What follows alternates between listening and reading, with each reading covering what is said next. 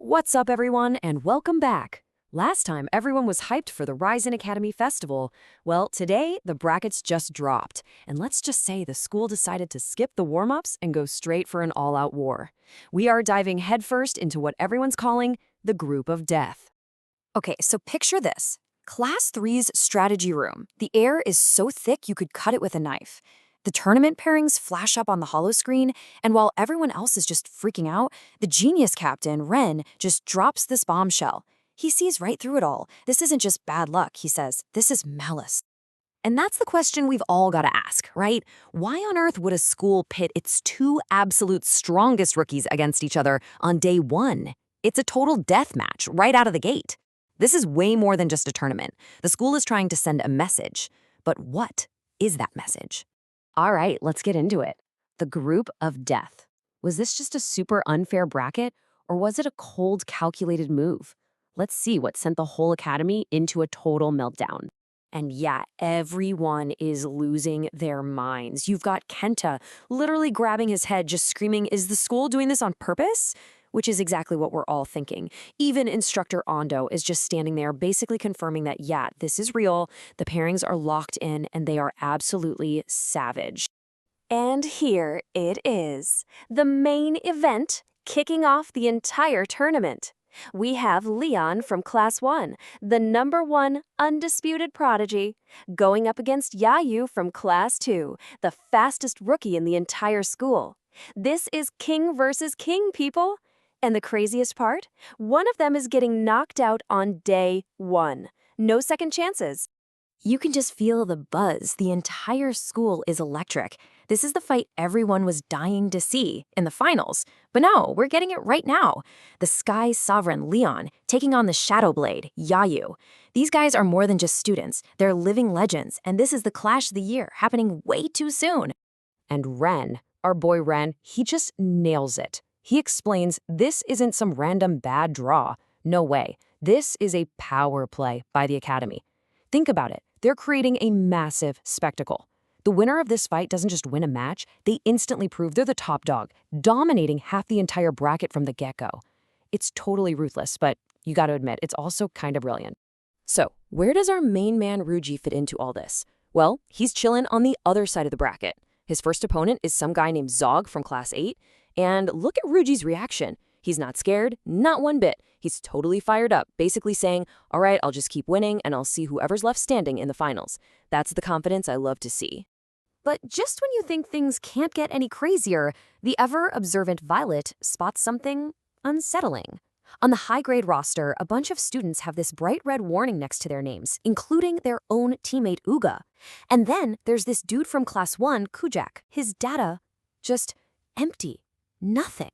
Talk about a major red flag. This whole thing feels super, super dangerous. So, what's with the warnings? Instructor Ando lays it out for us. These high-grade students are in the middle of something called third stage evolution.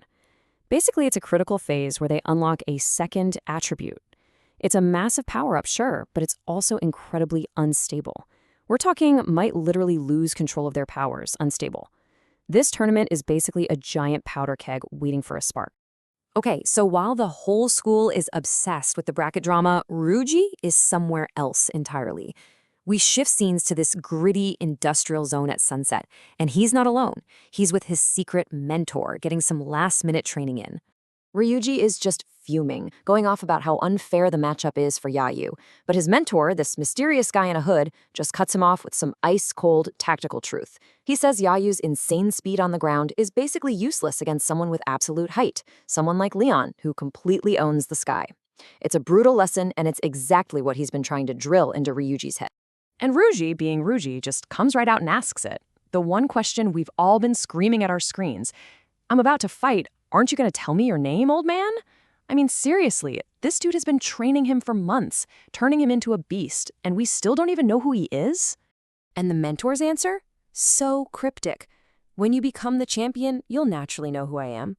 But get this, here's the twist for us, the audience. This mysterious mentor, he's Kujak, the same Kujak from Class 1, the top-ranked high-grader with 0 data next to his name. Oh man, the plot is getting so thick right now.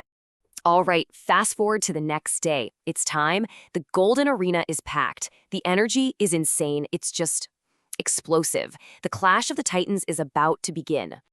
Just look at this place. 50,000 people. The stadium is completely sold out. There are massive holograms everywhere, playing highlight reels. The crowd is deafening. The commentators are hyped out of their minds. This isn't some high school festival, folks. This is a world-class spectacle. And the entrances, my God, the entrances. First, from the left, Yayu steps out. He's in this slick black light armor, dual blades gleaming, his eyes laser-focused. The shadow blade is here. And then, from the right, a literal shower of golden light rains down. Leon descends, looking regal in his white uniform, while his massive royal thunder griffin lets out a screech overhead. The Sky Sovereign has arrived. They meet in the center of the arena, and you can just feel the power pouring off them. The air itself is crackling with static as their auras collide. Not a single punch has been thrown, and it's already intense.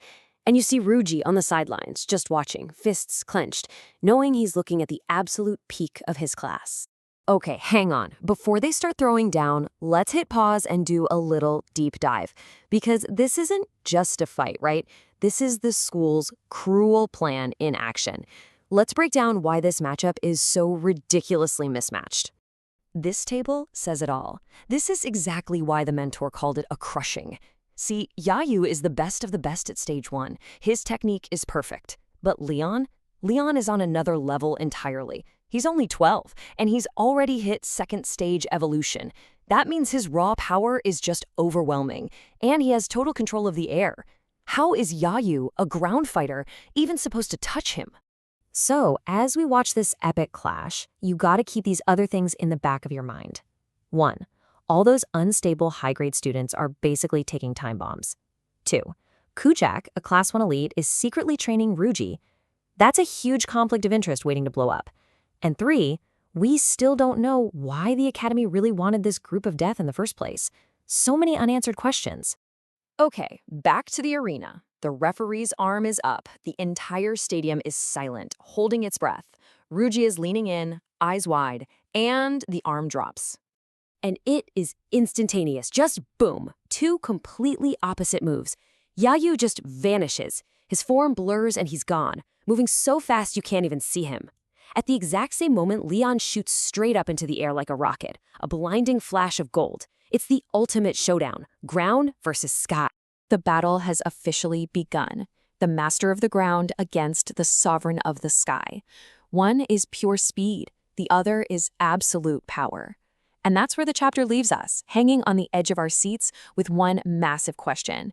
In this insane battle, who is going to be the first to fall?